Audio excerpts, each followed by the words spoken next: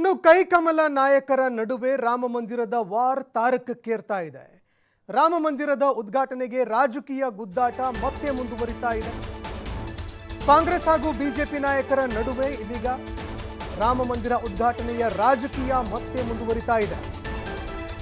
ಇನ್ನು ರಾಜಕೀಯ ಲಾಭಕ್ಕಾಗಿ ಬಿಜೆಪಿ ಇದನ್ನ ಬಳಸಿಕೊಳ್ತಾ ಇದೆ ಅಂತ ದಿನೇಶ್ ಗುಂಡೂರಾವ್ ಕಿಡಿಕಾರಿದ್ದಾರೆ. ಅನೇಕ ಸ್ವಾಮೀಜಿಗಳು ರಾಮ ಮಂದಿರ ಉದ್ಘಾಟನೆಗೆ ಹೋಗೋದಿಲ್ಲ ಅಂತ ಹೇಳ್ತಾ ಇದ್ದಾರೆ.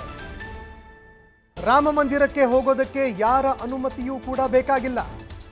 ಆದರೆ ಅವತ್ತೇ ರಾಮ ಮಂದಿರಕ್ಕೆ ಹೋಗಬೇಕು ಅಂತೇನಿಲ್ಲ. ಇನ್ನು ರಾಜಕೀಯ ವಾತಾವರಣ ಸರಿಯಲ್ಲ ಅಂತ ಜಗದ್ಗುರು ಸ್ವಾಮೀಜಿಗಳು ಕೂಡ ಹೇಳ್ತಾ ಇದ್ದಾರೆ. ಇದರಲ್ಲಿ ರಾಜಕಾರಣ ನಡೀತಾ ಇದೆಯಂತ ದಿನೇಶ್ ಗುಂಡೂರಾವ್ ವಾಗ್ದಾಳಿ ನಡೆಸಿದ್ದಾರೆ.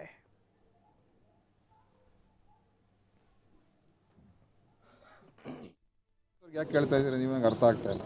ಅನೇಕ ಶಂಕರಾಚಾರ್ಯ ಸ್ವಾಮೀಜಿಗಳೆಲ್ಲ ಹೇಳ್ತಾ ಇದ್ದಾರೆ, ಅವ್ರನ್ನ ಕೇಳಿ ಯಾಕೆ ಹೋಗೋದಿಲ್ಲ. ಅದು ನಾವು ಹೇಳುವಂಥದ್ದು ಮಂದಿರ ಹೋಗೋದಕ್ಕೆ ಯಾರು ಪರ್ಮಿಷನ್ ಬೇಕಾಗಿಲ್ಲ. ಎಲ್ಲರೂ ನಾವೆಲ್ಲ ಮಂದಿರಗಳಿಗೆ ಹೋಗ್ತೀವಿ. ಅವತ್ತೇ ಹೋಗಬೇಕು ಅಂತ ಏನಿದೆ? ನಾಳಿದ್ದು ಹೋಗ್ಬೋದು, ಒಂದು ದಿವಸ ಬಿಟ್ಟು ಹೋಗ್ಬೋದು, 2 ದಿವಸ ಬಿಟ್ಟು ಹೋಗ್ಬೋದು. ದೇವಸ್ಥಾನಗಳಿಗೆ ನಾವೆಲ್ಲರೂ ಗೌರವ ಇದೆ, ನಾವೆಲ್ಲರೂ ಹೋಗ್ತೀವಿ, ಎಲ್ಲರೂ ಭಾಗವಹಿಸ್ತೀವಿ. ರಾಮ ಮಂದಿರ ಇವತ್ತು ಅತ್ಯಂತ ಒಂದು ಸಂತೋಷದ ವಿಚಾರ ನಿರ್ಮಾಣ ಆಗಿರುವಂಥದ್ದು.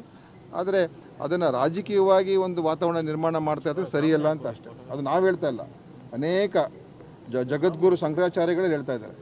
ಯಾಕಂದರೆ ಇದು ರಾಜಕೀಯ ಲಾಭಕ್ಕೋಸ್ಕರ, ಚುನಾವಣೆಗೋಸ್ಕರ ಬಳಕೆ ಮಾಡೋದು ಎಷ್ಟರ ಮಟ್ಟಿಗೆ ಅದು ಒಳ್ಳೆಯದು ಅಂತ ಪ್ರಶ್ನೆ ಮಾಡ್ತಾ ಇದ್ದಾರೆ ಎಲ್ಲರೂ. ಯಾಕಂದರೆ ಅದೊಂದು ಪೊಲಿಟಿಕಲ್ ಕ್ಯಾಂಪೇನ್ ಆಗಬಾರ್ದು. ಎಲ್ಲರೂ ಅಲ್ಲಿ ಭಾಳ ಎಲ್ರಿಗೂ ಹೋಗೋದಕ್ಕೆ ಆಸೆ ಇದೆ. ನಾವುಗಳು ಖಂಡಿತವಾಗಿ ಹೋಗ್ತೀವಿ. ಅವತ್ತೇ ಹೋಗಬೇಕು ಅಂತ ಏನಿದೆ? ಬೇರೆ ದಿವಸನೂ ಹೋಗ್ಬೋದಲ್ಲ. ನೀವು ಹೋಗ್ತೀರಿ? ಇಲ್ಲ, ನೋಡಿ, ದೇವಸ್ಥಾನಗಳು ಇರುವಂಥದ್ದು ಏನಕ್ಕೆ? ಯಾರಿಗೆ ನಂಬಿಕೆ ಭಕ್ತಿ ಇರ್ತದೆ ಅವ್ರು ದೇವಸ್ಥಾನಕ್ಕೆ ಹೋಗ್ತಾರೆ. ಅದು ಅವರವರ ಸ್ವ ಇಚ್ಛೆ. ಯಾರಿಗೆ ಹೆಚ್ಚು ಭಕ್ತಿ ಇರ್ತದೆ, ಯಾರಿಗೆ ಆ ದೇವರ ಬಗ್ಗೆ ಭಕ್ತಿ ಇರ್ತದೆ ಅವ್ರು ಹೋಗ್ತಾರೆ. ಕೆಲವರು ಮಸೀದಿಗೆ ಹೋಗ್ತಾರೆ, ಕೆಲವರು ಚರ್ಚ್ಗೆ ಹೋಗ್ತಾರೆ, ಕೆಲವರು ದೇವಸ್ಥಾನಕ್ಕೆ ಹೋಗ್ತಾರೆ, ಕೆಲವರು ಬೇರೆ ಬೇರೆ ಕಡೆ ಹೋಗ್ತಾರೆ. ಅದು ಅವರ ಸ್ವ ಇಚ್ಛೆ. ಅದಕ್ಕೆ ಯಾರಿಗೆ ಒತ್ತಾಯ ಮಾಡೋದು ಸರಿಯಿಲ್ಲ. ಆದರೆ ಯಾರಾದ್ರು ಹೋದರೆ ಪ್ರಶಂಸೆ ನೀಡಬೇಕಾಗಿಲ್ಲ, ಹೋಗದೆ ಹೋದರೆ ಟೀಕೆ ಮಾಡೋದು ಬೇಕಾಗಿಲ್ಲ. ನೋಡಿ, ಇವತ್ತು ಕಾಂಗ್ರೆಸ್ ಅವ್ರಿಗೆ ಯಾಕೆ ಕೇಳ್ತಾ ಇದ್ದೀರಾ ನೀವು?